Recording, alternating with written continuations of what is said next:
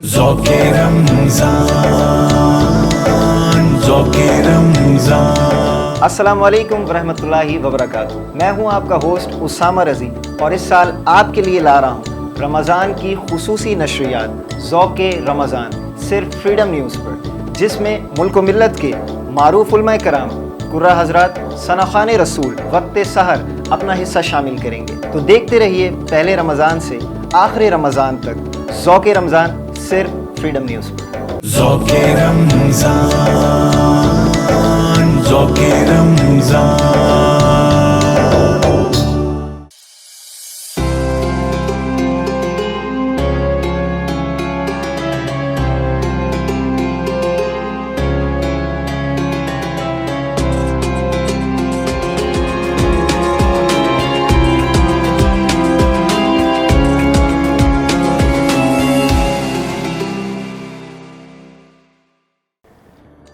ثنا گو پتا پتا ہے خدایا تیرا، زمین و آسماں تیرے ہیں، موجود و عدم تیرا، دنیا میں تیرا کھا کے تیرے شکوے کریں یا رب، تعجب ہے کہ ہم پر بھی رہے لطف و کرم تیرا۔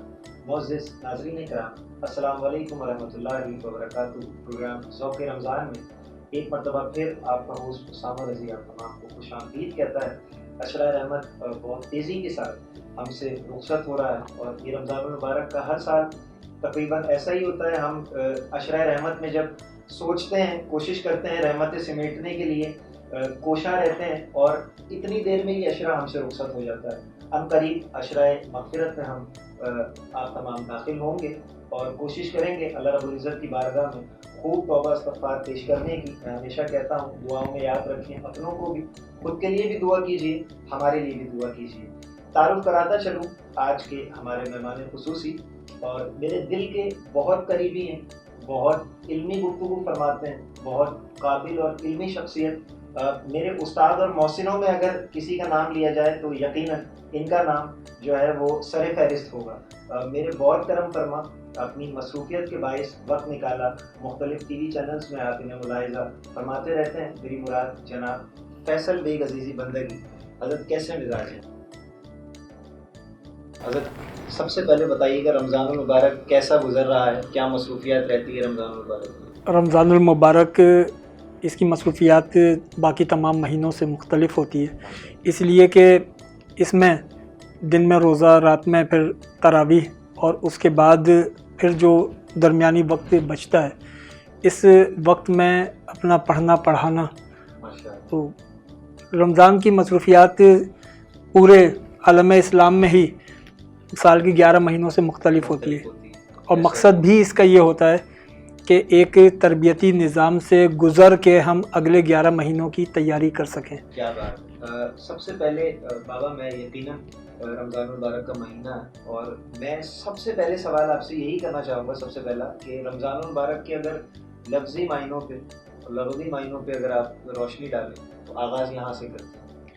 رمضان المبارک یہ لفظ جو رمضان ہے، عربی میں رمضان اور ہمارے بر صغیر پاک و ہند میں اسے رمضان کہا جاتا ہے، یہ اس وقت شدید گرمیوں کے موسم میں آتا تھا۔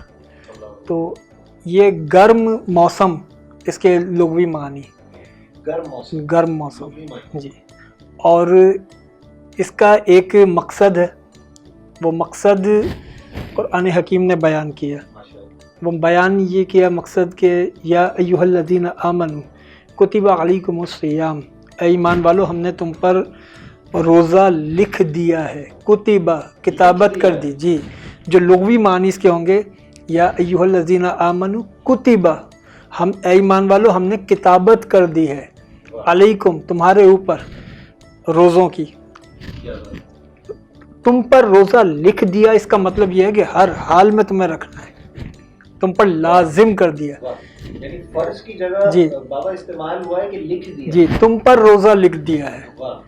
کتب علیکم الصیام، تم پر صیام لکھ دیا، یعنی ہر حال میں تم پر لازم ہے۔ لیکن اسلام دین رحمت ہے، تو اس میں جہاں جہاں انسان مجبور ہوتا ہے وہاں مغفور ہوتا ہے۔ اللہ انسان کی استعداد سے بڑھ کر تقاضا نہیں کرتا۔ اگر کوئی آدمی سفر میں ہو تو اس کے لیے پھر رعایت ہے، کہ وہ یہ چاہے تو یہ تعداد گزشتے بھی ہیں۔ جی بعد میں پوری کر سکتا ہے. بیماروں کے لیے رعایت ہے کہ وہ اگر چاہیں تو رمضان المبارک کے بعد اپنے روزوں کی ادائیگی کر سکتے ہیں، اور اگر کوئی دائمی مرض میں مبتلا ہے تو وہ اس کا فدیہ بھی دے سکتا ہے کہ وہ روزے کا بدل ہو جائے گا. روزہ تو لازم ہے، اور فرمایا کہ تم کوئی نرالے نہیں ہو کہ بس تم پر ہی روزہ لکھا ہے. کما کتب علی الذین من قبلکم، تم پر روزہ ایسے لازم کیا ہے جیسے تم سے پچھلوں پر کیا تھا. واہ، یعنی پہلے کی جی امتوں پہ بھی اسی طریقے سے جی لازم اس کا مطلب یہ ہے کہ روزہ صرف اس امت کے لیے نہیں ہے، نہیں۔ گزشتہ امتوں میں بھی روزہ تھا. اور پھر فرمایا اب اس کا مقصد، یعنی پہلے اس کی فرضیت آئی کتب علیکم الصیام، پھر اس کی تاریخ آئی کہ کما کتب علی الذین من قبلکم، یہ تاریخ آ گئی کہ یہ ماضی میں بھی فرض رہا ہے. اب اس کا مقصد آ رہا ہے لعلکم تتقون.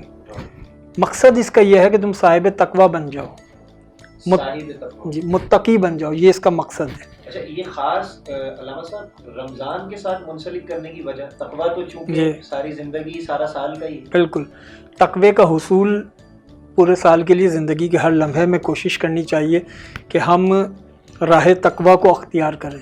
لیکن رمضان المبارک کے ساتھ، روزوں کے ساتھ تقوی کا خصوصی تذکرہ ہے. وجہ اس کی یہ ہے کہ روزہ تقوی کے حصول میں معاون ہے. واہ واہ، تقوی کا حصول روزے کی بدولت آسان ہو جاتا ہے. اب وہ آسان کیسے ہوگا؟ سب سے پہلے تقوی کے راستے میں حائل رکاوٹیں کیا ہیں؟ تقوی کے راستے میں حائل رکاوٹ، سب سے پہلی رکاوٹ یہ ہے کہ شیطان بہکاتا ہے. بالکل۔ دوسری رکاوٹ یہ ہے کہ انسان یہ سوچتا ہے کہ میں اتنے گناہ کر چکا، میں تو اللہ کی رحمت سے بہت دور جا چکا ہوں، اب اگر میں پلٹ کر آؤں تو پتہ نہیں میری توبہ قبول ہوگی یا نہیں ہوگی. ایک احساس مایوسی، جی وہ انسان کے قلب کے اندر جگہ پیدا کر لیتا ہے. پھر اس کے بعد انسان یہ سوچتا ہے کہ میں نے تو اتنا وقت برباد کر دیا، اللہ کی کوئی عبادت نہ کی، اب میں اگر اللہ کے دربار میں رجوع کروں تو اتنی زندگی تو میری غفلتوں میں گزر گئی. یہ احساس اس کو ہوتا ہے. اللہ تعالیٰ نے روزے کو تقوی کے حصول کا ذریعہ بنایا کہ تم روزہ رکھو، ہم تمہارے لیے ماحول سازگار کرتے ہیں. کیا بات ہے۔ ہم تمہارے لیے ماحول اس طرح سازگار کریں گے کہ تمہیں خطرہ ہے ابلیس سے، تو تمام شیاطین کو پہلے جکڑ دیں گے. کر لیں گے۔ رمضان المبارک کا چاند نظر آنے سے قبل سارے شیاطین جکڑ لیے. اب وہ ایک خطرہ تو ٹل گیا. اب اس کے بعد دوسرا جو خطرہ ہے وہ یہ ہے کہ انسان اتنی غفلت میں زندگی گزار چکا، اتنا وقت برباد کر چکا، اب اس کی ریکوری کیسے ہو؟ اب اس کی ریکوری ہو رہی ہے کہ تم اگر نفلی عبادت کرو گے تو تمہیں اجر ہم دیں گے فرض کا، تم فرض ادا کرو گے تو اس کا اجر 70 گنا کر دیں گے. بڑھا کے دیا جائے۔ 70 کا مطلب یہ نہیں ہوتا 69 + 1، اچھا، یہ 70 نہیں ہے. عربی میں 70 مبالغے کے لیے آتا ہے. جب کسی چیز کو کہنا ہو ان گنت، یعنی unlimited، جی تو اس کے لیے 70 کا لفظ استعمال ہوتا ہے. جیسے اللہ پاک 70 ماہوں سے زیادہ جی، پیار کرنے اس کا والا ہے مطلب- تو وہ جی 70 وہ نہیں، جی وہ 69 + 1 نہیں ہے کہ 71 سے کم یا 70 سے زیادہ، تو وہ 70 کا مطلب ہے ان گنت، ungiven۔ لا تعداد. کیا بات ہے۔ اب رب ذوالجلال فرماتا ہے کہ تم نفلی عبادت کرو، ہم تمہارا اجر فرض کے برابر کر دیں گے. فرض ادا کرو گے، ہم اس کو 70 گنا بڑھا دیں. اب ریکوری ہو رہی ہے پچھلے خسارے کی. پچھلے سفاری میں۔ اس کے بعد ہم تم پر اپنی رحمتوں کا نزول کریں گے. کیا بات ہے۔ جب تم بھوک میں ہوگے تو جو بھوک کی شدت ہے وہ تمہارے اندر کی وہ نفس کی کیفیت جو تم سے تمہاری ذات کے لیے مطالبہ کرتی ہے اس کو کمزور کرے گی. کیا بات ہے۔ یعنی باقی زندگی میں انسان 3 چیزوں کی غذا کا خیال رکھتا ہے. ایک جسم ہے، اس کی غذا ہے. ایک انسان کی عقل ہے، اس کی غذا ہے. اور ایک انسان کی روح، اس کی بھی غذا ہے. جسم کو اگر اس کی غذا نہ دی جائے تو جسم کمزور ہوتا ہے. ایسے۔ عقل کو اس کی غذا نہ دی جائے، عقل کمزور ہوگی. روح کو اس کی غذا نہ دی جائے، روح کمزور ہوگی. جسم کی غذا، جسم کیونکہ ویزیبل ہے تو اس کی غذا بھی ویزیبل ہے. کیا کیا ہے؟ عقل کیونکہ انویزیبل ہے تو اس کی غذا بھی انویزیبل ہے. بہت علمی نقطہ ہوا. عقل کی غذا ہے علم. اگر عقل کو علم کی غذا دیں گے عقل تناور ہوگی, کیا بات, مضبوط ہوگی. عقل کو علم سے دور رکھیں گے عقل کمزور ہو جائیں گی. تو جسم کی غذا مادی ہے, عقل کی غذا علم ہے, روح کی غذا تقویٰ ہے. روح کی غذا اللہ کے قریب ہونا ہے, اللہ کی قربت میں جانا ہے. اب مسئلہ یہ ہے کہ غذا کیسے دی جائے. ابھی تو یہی نہیں پتہ قوم کو کہ اس کی کوئی غذا ہوتی بھی ہے. ایسا ہی ابھی تو یہ قوم کو احساس نہیں ہے کہ روح کی کوئی غذا ہوتی بھی ہے. کتنا عجیب مسئلہ ہے.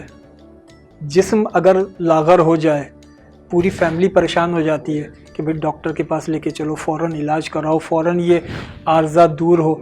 جی, عقل کی خوراک کے لیے سب فکر مند ہیں. بچوں کو اچھے سے اچھے مدرسے میں, اسکول میں, کالج میں, یونیورسٹی میں ان کو پڑھاؤ, ان کا اچھے سے اچھا اپنا پیٹ کاٹ کے اپنی ضرورتیں مار کے بچوں کو اعلیٰ تعلیم دلاؤ. تو عقل کے لیے علم کی غذا اس کا بھی احساس ہے, لیکن روح کی جو غذا ہے اس کا احساس نہیں ہے. تو اللہ تعالیٰ نے یہ ایک انتظام کیا ہے کہ تمہاری روح کیونکہ بہت زیادہ رب سے دوری کے باعث کمزور ہو گئی ہے, تو اب ہم تمہیں رمضان المبارک کا مہینہ دیں گے, اس طریقے سے دیں گے شیاطین کو قید کریں گے, عبادتوں کا اجر وہ بڑھا دیں گے, اور اس کے بعد اب اس سسٹم کے اندر تمہارے جسم کی خوراک کو ہم کم کریں گے. یعنی تمہیں دن میں روزہ رکھنا ہے, کچھ نہیں کھانا, کچھ نہیں پینا, تو جو جسم کی غذا ہے اس کو کم کریں گے, اور جو روح کی غذا ہے اس کو بڑھا دیں گے. یعنی عام دنوں میں تم 5 وقت نماز کے لیے مسجد آتے ہو, 5 وقت اللہ کے حضور کھڑے ہوتے ہو, رمضان میں اس کی مقدار ہم بڑھا دیں گے. پھر تمہیں 20 رکعت تم تراویح بھی ادا کرو, اللہ کے حضور سے زیادہ قیام کرو. پھر الصبح, باقی دنوں میں تو انسان فجر کی اذان کے بعد بیدار ہوتا ہے, لیکن رمضان میں ایک ایسا نظام تم کو دیں گے کہ تمہیں اذان فجر سے پہلے بیدار ہونے کی عادت پڑ جائے. یعنی یہ تقوی کے حصول کے لیے ایک ریاضت کا عمل ہے, روٹین بھی جی اللہ تعالیٰ نے ڈیسائیڈ کی ہے. بالکل. اچھا, میں علامہ صاحب سوال کرنا چاہوں گا. آپ نے بھی تذکرہ فرمایا کہ جو بیمار ہیں یا ایسی کوئی گنجائش اگر ہے کہ کوئی روزہ نہیں رکھ سکتا, اس کا فدیہ کس طریقے سے ادا کیا جائے گا, اس پہ تھوڑی سی روشنی ڈالیں. روزہ اگر کوئی شخص بیمار ہے اور وہ بیماری وقتی ہے, اور وہ وقت اس وقت ہے کہ جب رمضان المبارک کا مہینہ ہے, اس وقت روزہ نہ رکھے. جب رمضان المبارک کا مہینہ گزر جائے اور بیماری سے وہ صحت یاب ہو جائے تو پھر روزے رکھ لے, جی قضا ادا کر لے. لیکن اگر بیماری ایسی ہے جو لا علاج ہے اور آگے کوئی آپ کے پاس اندازہ نہیں ہے کہ یہ 2 مہینے میں صحیح ہوگی, 6 مہینے میں صحیح ہوگی, مستقل ایک بیماری ہے, تو اس صورت میں پھر فدیہ دیا جائے گا. اچھا, اور فدیہ, فدیہ اس کا جو صدقہ فطر ہوتا ہے, صدقہ فطر کی جو رقم ہے وہ 1 روزے کا فدیہ ہے. 1 روزے کا فدیہ, یعنی اگر صدقہ فطر, اب اس کو آسانیوں سمجھ لیں کہ تقریباً 2 کلو آٹا جو انسان غذا میں استعمال کرتا ہے, یہ 2 کلو میں تھوڑی سی مقدار زیادہ میں احتیاطاً بتا رہا ہوں, تقریباً 2 کلو آٹا, اس کی جو رقم ہے وہ 100 روپے بنتی ہو, 125 بنتی ہو, 150 بنتی ہو, اس کی جو رقم ہے جی وہ کسی غریب مسکین کو دے دی جائے تو وہ 1 روزے کا کفارہ ہو جائے گا. یعنی فرض کر لیں کہ اگر 100 روپے صدقہ فطر ہے تو جی 1 روزے کا کفارہ یہ بنے گا. اچھا, اسی کو اگر ملٹی پلائی بائی 2 کر دیں, جیسے مثال کے طور پہ 100 روپے فدیے کی رقم ہے اور ہم اس کو بڑھا دیں 200 کر دیں, تو یہ 2 روزوں کا کفارہ, یہ 2 روزوں کا کفارہ بن جائے گا. اور اس میں اگر 200 روپے سے 1 روزے کا فدیہ دیں گے تو یہ نورن علی نور ہوگا. یعنی سونے پہ سہاگا, جی کہ اچھے سے اچھا ہوگا. اچھا علامہ صاحب, کس حد تک فدیہ اگر ادا کرتا ہے کوئی شخص یا بعد میں قضا اس روزے کی ادا کرتا ہے, اجر میں کس حد تک کمی بیشی واقع ہوگی, اس پہ تھوڑی سی روشنی. اگر کوئی شخص مثال کے طور پہ روزہ تھوڑی سی گنجائش ہے رکھ سکتا ہے، لیکن وہ احتیاطی تدابیر اختیار کرتے ہیں کہ نہیں یار ایسا نہ ہو میں مزید بیمار ہو جاؤں. یہ ایک آپ کو پتا ہے نا آج کل ایک جو جنریشن میں ہماری عام ہے یہ بات، ہم کوشش کرتے ہیں آسانی ڈھونڈنے کی فوراً سے. تو اگر ایسا کوئی معاملہ ہو کس حد تک اجر میں کمی آئے گی؟ اس میں روزہ رکھنے یا نہ رکھنے کا فیصلہ وہ شخص خود نہیں کر سکتا. اچھا ایسا جی جی جی اس معاملے میں یہ فیصلہ آپ کا ڈاکٹر کرے گا، اور وہ ڈاکٹر کے لیے بھی شرط ہے کہ وہ ڈاکٹر مسلمان ہو اور روزے کی اہمیت کو سمجھتا ہو. جی جی وہ ڈاکٹر مسلمان ہو اور اس مسلمان ڈاکٹر کو روزے کی اہمیت کا پوری طرح ادراک ہے. پھر وہ ڈاکٹر اگر یہ ایڈوائز کرتا ہے کہ آپ روزہ نہ رکھیں تو اس ڈاکٹر کی یہ ایڈوائز شرعی فتویٰ ہے.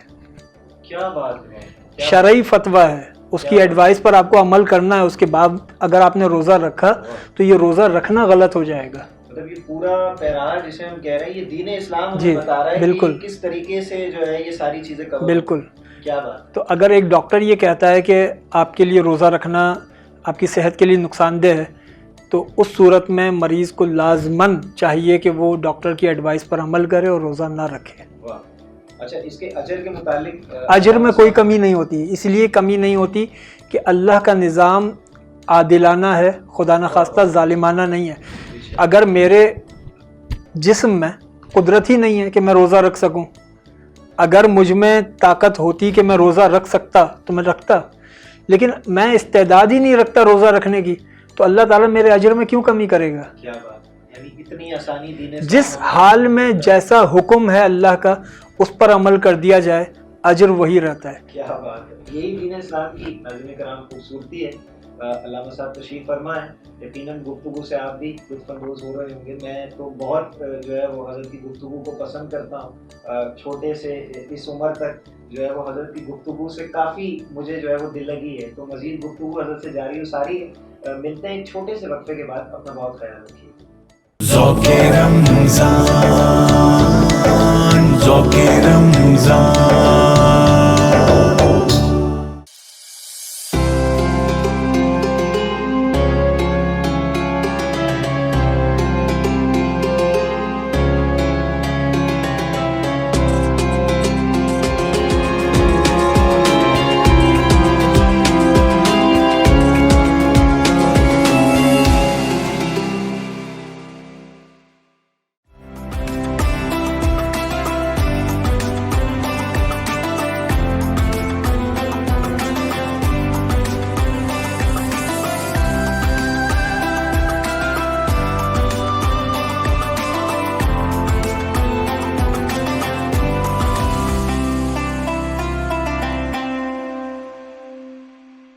بسم اللہ الرحمن الرحیم. نبی کریم صلی اللہ علیہ وآلہ وسلم نے فرمایا کہ اللہ تعالیٰ قیامت کے دن سوال کرے گا، اے ابن آدم میں بھوکا تھا تو نے مجھے کھانا نہیں کھلایا. بندہ پوچھے گا پروردگار تو اور بھوک؟ جواب دیا جائے گا کہ فلاں ابن فلاں بھوکا تھا اور تو اگر اس کو کھانا کھلاتا تو اس کی جزا میں آج مجھے پاتا. پھر سوال کیا جائے گا، اے ابن آدم میں پیاسا تھا تو نے مجھے پانی نہیں پلایا. بندہ سوال کرے گا کہ اے اللہ تو اور پیاس؟ جواب دیا جائے گا کہ اگر فلاں ابن فلاں کو تو پانی پلا دیتا جو تیرے پاس آیا تھا تو مجھے پاتا. اسی طرح بہت ساری باتیں ہوں گی. مطلب یہ کہ اللہ تعالیٰ کو پانے کا ایک ہی ذریعہ ہے، وہ ہے مخلوق کی خدمت. اسی لیے اللہ کے رسول صلی اللہ علیہ وسلم نے فرمایا کہ الخلق عیال اللہ، اللہ کی مخلوق اللہ کا کنبہ ہے. ذوق رمضان، ذوق رمضان.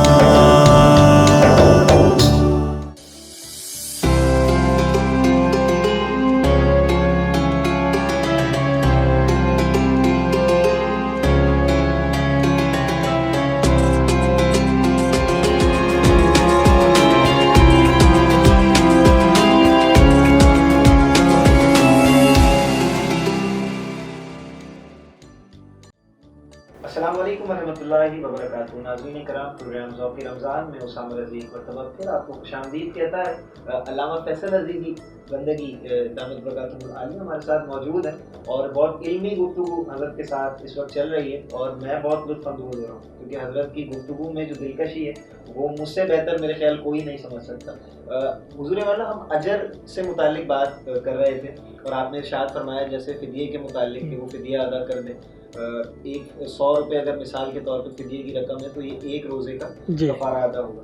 اچھا، میں علامہ صاحب ایک سوال میرے ذہن میں یہ ہے، کسی شخص کو ڈاکٹر اگر نان ریکمینڈ کرے کہ آپ روزہ نہیں رکھ سکتے اور یہ وہ تحریری لکھ کے دے، جیسا آپ نے بیان فرمایا یہ فتوے کی جو ہے وہ جگہ پہ آ کے کھڑا ہو جائے گا، اس کا یہ ریٹرن جو ہوگا ڈاکٹر کا، اگر پھر بھی کوئی شخص جذبہ ایمانی کے تحت کہتا ہے نہیں میں اللہ کی بارگاہ میں جی مجھے رکھنا ہے روزہ اور وہ رکھ لیتا ہے، ایسے شخص کے لیے کیا حکم ہے اور کیا اجر ہے؟ شریعت کے احکامات کو ایسے ماننا چاہیے جیسا شریعت کا حکم ہے۔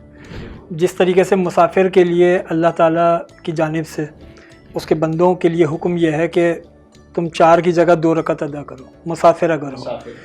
تو اگر کوئی شخص یہ چاہے کہ نہیں میں تو جذبہ ایمانی سے سرشار ہو کے میں نے تو ایسی گاڑی میں سفر کیا ہے، مجھ پر تو کوئی تھکن کے آثار نہیں ہیں، میں 2 نہیں میں تو 4 ہی ادا کروں گا، تو وہ 2 بھی نہیں ہوں گے۔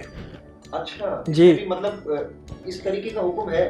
بالکل ہے، کیونکہ سفر میں آپ کے لیے حکم ہے کہ آپ قصر نماز ادا کریں، 4 رکعت کی جگہ 2 رکعت ادا کریں۔ جب اللہ کا حکم 2 رکعت کا ہے تو آپ کون ہوتے ہیں 4 رکعت پڑھنے والے؟ یہ ویسی بات ہو گئی کہ ہمارے ایک ٹیچر تھے علامہ صاحب، وہ کہتے تھے مجھے سجدے بہت پسند ہیں نماز میں، لیکن میں 2 کی جگہ 4 نہیں کر سکتا۔ بالکل بالکل نہیں کر سکتے۔ اگر فجر کی 2 رکعتیں مجھ پر فرض ہیں لیکن میں اللہ کی محبت میں چاہوں کہ 6 رکعت ادا کر لوں تو وہ 2 بھی گئی۔ کیا بات! تو شریعت کا جو حکم جیسا ہے ویسے ماننا ہے۔ روزے کے معاملے میں بھی جو شریعت نے طبیب، اور طبیب کے لیے جو فقہا نے لفظ استعمال کیا ہے طبیب حاذق غیر فاسق۔ طبیب حاذق غیر فاسق کا مطلب یہ کہ وہ اپنے طب میں مہارت رکھتا ہو اور فسق و فجور میں مبتلا نہ ہو، یعنی خود دین کے مسائل کو سمجھتا ہو، روزے کی اہمیت کو سمجھتا ہو، پھر وہ یہ کہے کہ آپ روزہ نہ رکھیں تو اب اس شخص کو چاہیے کہ روزہ نہ رکھے، اس کے لیے وہ شرعی حجت ہے۔ اچھا بابا، روایتوں میں آتا ہے کہ جو شخص ایک روزہ چھوڑ دے اور ساری زندگی بھی وہ روزہ رکھے تو اس روزے کی اہمیت کو نہیں پا سکتا جو اس نے گوا دیا، تو یہ حکم اس بندے پہ بھی صادق ہوگا کہ جس کو ڈاکٹر نے یہ کہا ہے کہ آپ نے روزہ نہیں رکھنا؟ یہ اس شخص کے لیے ہے جس نے رمضان المبارک میں بلا عذر روزہ چھوڑا لیکن بعد میں اس کو احساس ہوا کہ میں نے رمضان کے روزے چھوڑ دیے، غلطی کی، اس نے پھر ان روزوں کی قضا ادا کی، تو اس کے لیے یہ حکم ہے کہ رمضان المبارک میں اگر یہ روزے رکھتا تو جو اس کا اجر و ثواب ہوتا وہ اب کاؤنٹ نہیں ہوگا، اب یہ کہ صرف فرض ادا ہو گیا قضا ادا کرنے سے۔ جی جی نہیں اس کے، لیکن اگر کوئی شخص مجبور ہے، وہ اس کی صحت اجازت نہیں دیتی، اس کا طبیب اس کو مشورہ دیتا ہے، وہ پھر بعد میں جب صحت یاب ہو تب روزہ رکھے گا تو وہ اس کو وہی اجر ملے گا رمضان المبارک والا۔ جی بالکل، اسلام میں کوئی جبر نہیں۔ علامہ صاحب، سوال میں وہیں سے اپنا کنٹینیو کروں گا۔ ایک شخص روزہ رکھ لیتا ہے طبیب کے منع کرنے پہ بھی، اور اسی حالت میں اگر اس کا وصال ہو جاتا ہے تو قبر میں اس کے ساتھ کیا معاملہ ہے؟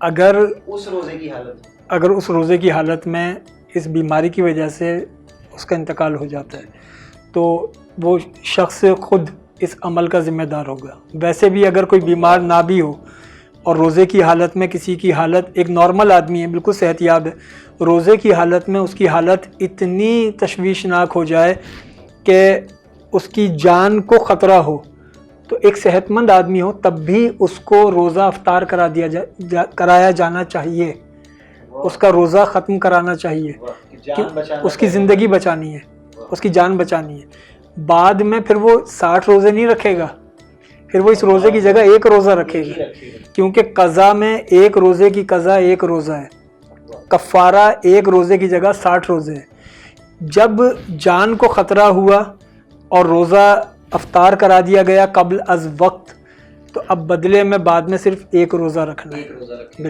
اچھا علامہ صاحب، روزے کی حالت میں کسی روزے دار کو ایمرجنسی نیڈ ہوئی انجیکشن کی اور اس نے انجیکشن لے لیا تھا کسی ڈاکٹر سے، تو اس کے روزے پہ اس کا کیا ایفیکٹ ہوگا؟ آیا روزہ قائم رہے گا یا اس کا روزہ ٹوٹ جائے گا؟ اس پر فقہا کی دو آراء ہیں. ایک رائے تو یہ ہے کہ انجیکشن روزے میں لگوایا جا سکتا ہے، اس سے روزے پر فرق نہیں پڑتا. یہ ایک رائے ہے.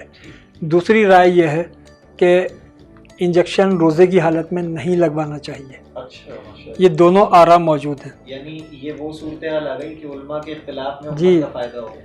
جب اہل علم میں کسی بات میں اختلاف ہوتا ہے اور ایک سے زیادہ آراء ہوتی ہیں تو پھر عام مسلمانوں کے لیے ایک رعایت یہ مل جاتی ہے کہ جو رائے آپ کو سوٹ کرتی ہو اس کو اختیار کر لیں. آپ اس کو اڈاپٹ کریں. جی، تو اگر کوئی شخص ایسا ہے کہ اس کے لیے انجیکشن کے بغیر روزہ رکھنا ممکن نہیں ہے تو وہ ان علماء کی پیروی کرے جنہوں نے روزے میں انجیکشن کی اجازت دی ہے. وہ انجیکشن لگوائے اور اپنے روزے پورے کرے. کیا بات. اور اگر کوئی شخص ان علماء کی پیروی کرتا ہے کہ روزے میں انجیکشن بالکل نہیں لگوانا چاہیے تو نہ لگوائے، لیکن جب اگر روزے کی حالت میں کنڈیشن اس کی بہت ڈاؤن ہو جائے اور جان کو خطرہ ہو تو پھر لگوا لینا چاہیے. علامہ صاحب، آخر میں آپ سے جاننا چاہتا ہوں، رمضان المبارک میں مختلف جو ہے عشرے ہیں 3 اس کے، اور 3 مختلف دعائیں ہم اپنے بچپن سے سنتے ہوئے آ رہے ہیں. اسی طریقے سے جب ہم سحری کرتے ہیں اور روزے کی نیت کرتے ہیں تو ایک دعا پڑھتے ہیں، پھر جب ہم افطار کرتے ہیں تو اس کی ایک دعا پڑھتے ہیں. روایتوں کے اعتبار سے، احادیث کے اعتبار سے ان دعاؤں کی کیا حقیقت ہے؟ اچھا، اس کے علامہ صاحب ہم نعم البدل میں کوئی دوسری دعا پڑھنا چاہیں تو وہ دوسری دعا کون سی ہوگی؟ رمضان المبارک میں سحری کے لیے ہمارے ہاں دعا مشہور ہے، وَبِصَوْمِ غَدٍ نَوَيْتُ مِنْ شَهْرِ رمضان. یہ اس کا مفہوم یہ ہے کہ میں کل کے روزے کی نیت کرتا ہوں.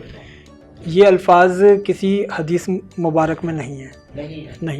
یہ فقہا نے لوگوں کو صرف ایک پختہ کرنے کے لیے ایک نیت کے طور پہ کہ آپ نیت کیسے کریں اس کے لیے انہوں نے یہ تعلیم کیا ہے. اگر کوئی شخص یہ دعا زبان سے نہیں پڑھتا لیکن اس کا ارادہ ہے روزہ رکھنا، ہاں تو کوئی فرق نہیں، اس سے کوئی فرق نہیں پڑتا. ایک آدمی اس کا وہ آدھی رات کو اٹھ کر کھا رہا ہے، بلا وجہ تو نہیں کھا رہا ہے. وہ جو آدھی رات کو سحری کر رہا ہے تو اسی لیے کر رہا ہے کہ اس کی نیت ہے روزہ رکھنے کی، اور وہ یہ دعا نہ پڑھے اور اس کی نیت روزہ رکھنے کی ہے، اس نے روزہ رکھا تو ٹھیک ہے. لیکن بعض ایسے لوگ ہوتے ہیں نا، وہ جب تک زبان سے ادا نہ کریں ان کا دل مطمئن نہیں ہوتا، تو ان کے لیے فقہا نے کہا ہے کہ وہ یہ کہا کریں. لیکن اگر نہیں کہیں گے، نیت ہے تو وہ نیت کافی ہے. پھر اسی طریقے سے رمضان المبارک کے 3 عشروں کی 3 دعائیں ہمارے ہاں پڑھی جاتی ہیں. حدیث مبارکہ میں 3 عشروں کی 3 الگ دعائیں تعلیم نہیں ہوئی ہیں، لیکن ان عشروں کو دعاؤں کے ساتھ گزارنا چاہیے.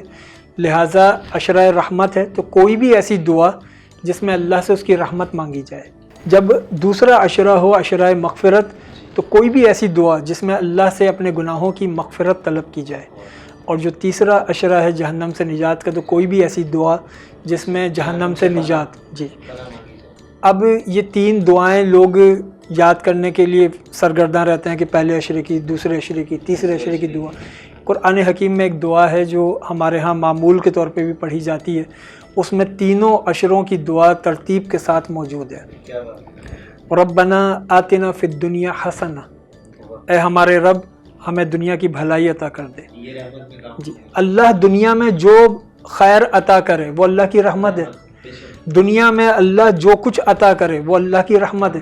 ربنا آتنا فی الدنیا حسنہ، یہ پہلے عشرے کی دعا ہے. اب دوسرا عشرہ ہے مغفرت کا، وفی الآخرۃ حسنہ، ہمیں آخرت کی بھلائی عطا کر. آخرت کی بھلائی مغفرت ہے، وفی الآخرۃ حسنہ. اور پھر تیسرا عشرہ جہنم سے نجات، تو اسی دعا کا آخری حصہ ہے وقنا عذاب النار، ہمیں جہنم کے عذاب سے بچا لے. تو اگر اس دعا کو پڑھا جائے پہلے عشرے میں، دوسرے عشرے میں، تیسرے عشرے میں، تو یہ ایک دعا قرآنی دعا ہے. اور پھر قرآن حکیم میں کئی دعائیں مختلف انبیاء سے منسوب ہیں، لیکن یہ دعا آقا دو جہاں علیہ الصلاۃ والسلام کو رب ذوالجلال نے تعلیم کی ہے کہ حضور نبی معظم علیہ الصلاۃ والسلام کو یہ دعا تعلیم کی ہے کہ حبیب آپ یہ دعا مانگا کریں.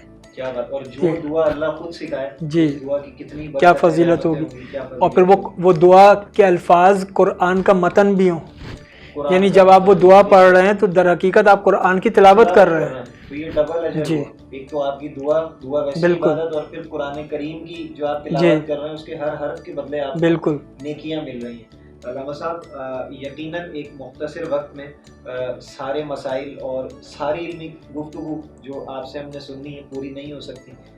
یقیناً آپ کو ہم نے آگے بھی تکلیف دینی ہے، حاضر انشاءاللہ آگے بھی زحمت دیں گے. ناظرین ہمارے بہت ساری چیزیں، بہت سارے سوال جو ہم تک پہنچتے ہیں ہم آپ سے پوچھنا چاہیں گے روزے کے مختلف مسائل اور رمضان المبارک میں جو عظیم ہستیاں ہیں ان کے اوپر بھی انشاءاللہ تذکرہ ہوگا. فی الحال وقت چونکہ ناظرین اپنے اختتام کو پہنچا، سحری اپنی آپ مکمل کر رہے ہیں اور روزے کی نیت کر رہے ہیں. اپنی خاص دعاؤں میں علامہ صاحب کو یاد رکھیے، مجھے یاد رکھیے، اپنوں کو یاد رکھیے، خود کے لیے بھی دعا کیجیے، تمام امت مسلمہ کے لیے دعا کیجیے. ملتے ہیں آپ سے اگلی سحری میں پروگرام ذوق رمضان میں. جب تک اپنا بہت خیال رکھیے گا. ہوسٹ اسامہ رضی کو دیجیے اجازت. ملتے ہیں اگلے سحر. السلام علیکم ورحمۃ اللہ. ذوق رمضان ذوق رمضان